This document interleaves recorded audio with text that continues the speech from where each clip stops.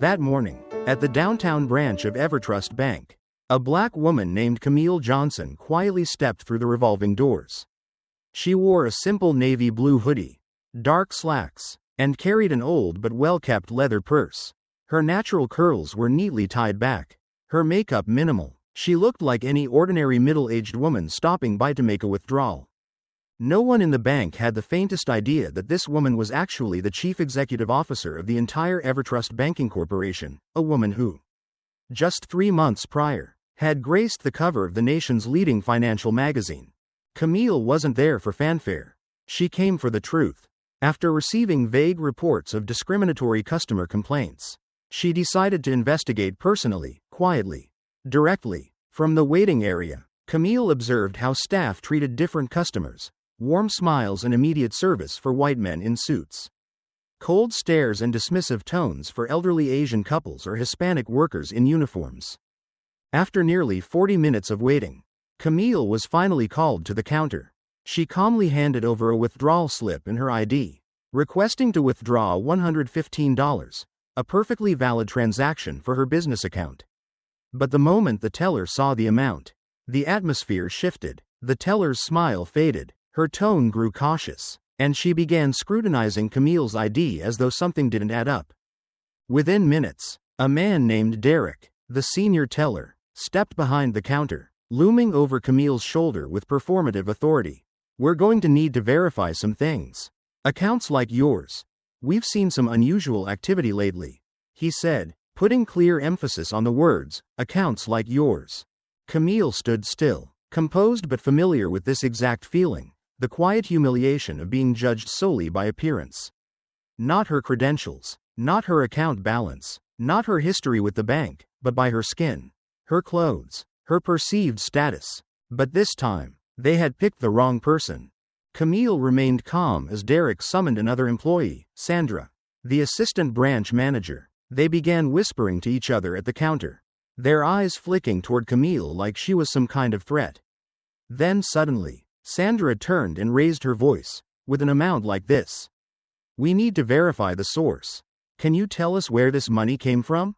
The question echoed across the bank lobby, loud enough for surrounding customers to hear. An elderly woman nearby clutched her purse a little tighter. A white man mumbled, "Probably stolen or some lottery win." Camille offered a small smile, not out of amusement, but out of recognition. This old, tired script was still playing out. She replied, "I've been a long-standing client at Evertrust. This money is in my business account. I've already provided all required documents." Sandra pursed her lips, her gaze sweeping Camille's modest outfit, then turned away without responding. A few moments later, a sharply dressed woman with blonde hair entered the lobby, Tracy Bell, the branch manager. Her confident stride radiated the self-assurance of someone who'd never had her authority questioned. She didn't ask for Camille's name, didn't greet her. Instead, leaning across the counter with a patronizing smile, she said, "Ms. Johnson, $115 is quite a significant amount. I just want to be sure that you actually need it for something specific?" That question hadn't been asked of a single white customer withdrawing large sums that morning. Camille knew that for a fact. She calmly replied, "I don't believe my personal reasons are the bank's concern when I'm withdrawing money from my own account." Tracy raised an eyebrow. The atmosphere in the lobby thickened with tension. Then, in a lower, condescending tone, she added, "We're a premium banking institution. With an amount like this, you might find better luck at the check cashing center or community fund office down the street. They're more accustomed to handling your kind of banking needs."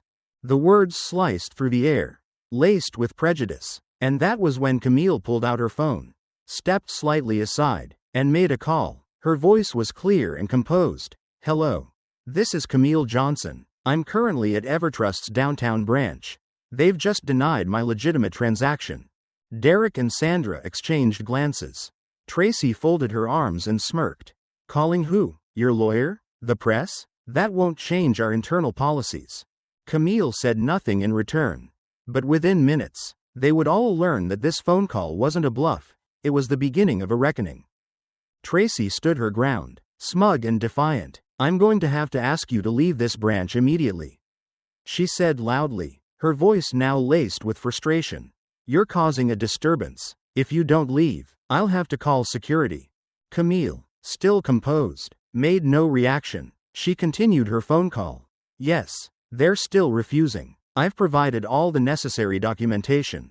No, there's no dispute, just bias. Derek had already summoned security. A young man named Tyrell, barely 25 and new to the job, approached hesitantly. He looked between Tracy and Camille, visibly conflicted. Ma'am, I've been asked to escort you out. Camille turned to him, calm and firm. I'm a customer here. I'm not yelling. I'm not interrupting anything. I'm simply requesting to withdraw my own funds. I believe you can see this isn't right. Tyrell swallowed hard, stepping back. He could feel something wasn't adding up. But orders were orders. Meanwhile, other customers were beginning to pay attention. An elderly woman shook her head in disappointment. A black postal worker sighed. The look on his face said it all. This wasn't new. Camille stood tall, still and quiet. Then she lifted her phone and began recording. The bank staff immediately tensed up. Recording is not allowed inside the bank. Tracy barked. Actually, Camille replied calmly. According to Evertrust's own customer service policy, Section 4.3, I have the right to record any interaction where I feel my rights are being violated. Tracy froze for just a second, but instead of reassessing, she doubled down. This is exactly why we have to be cautious with people like you. Always looking for loopholes, thinking you know more than we do. The mask had fully dropped now. No more pretense, no more professionalism, just naked prejudice. Camille didn't reply. She kept recording. This wasn't just documentation. It was proof. For herself, and for everyone who had silently endured the same. Then, stop filming. I'm asking you to leave now. Tracy shouted, her face red with anger. Losing control, but it was too late. The large glass doors of the branch suddenly swung open with force, echoing through the marble lobby like thunder. Diane Mitchell, the chief operating officer of Evertrust, second only to the CEO, marched into the lobby. Her stride sharp, her eyes cold. No one understood what was happening until she stopped, pointed directly at Tracy, and said in a commanding voice, "Stop this, right now." Silence fell over the lobby. All eyes turned to Diane. Tracy stuttered, "Director Mitchell, what are you doing here?" Diane didn't answer immediately. Instead, she walked up beside Camille. And then, to the shock of everyone present, she nodded respectfully and said, "I'm so sorry, Camille." The entire branch froze. "Let me introduce you," Diane said, turning to the staff, her voice sharp and unwavering. "This is Camille Johnson, Chief Executive Officer of Evertrust Bank. Your highest-ranking superior." Tracy stepped back in horror, her face pale. Derek looked like he'd been struck by lightning. Sandra gripped the counter for balance. Tyrell, the young guard, stood frozen, eyes wide. Customers around the room stared, and some began recording the scene. The air was heavy. Camille remained poised, not smug, not vengeful. Her gaze was cold, but calm. It was the look of someone who had faced this kind of injustice for a lifetime, but this time had the power to change it. The air inside the bank lobby thickened after Diane's revelation. The staff stood frozen. Customers stared in disbelief. Tracy's usual poise vanished, her face pale, lips trembling, as if she'd just been pulled from a dream of power and control. You're the CEO?" she stammered, barely able to look Camille in the eye. Camille didn't answer. Instead, she turned to Diane and gave a subtle nod. Diane immediately raised her tablet high for everyone to see.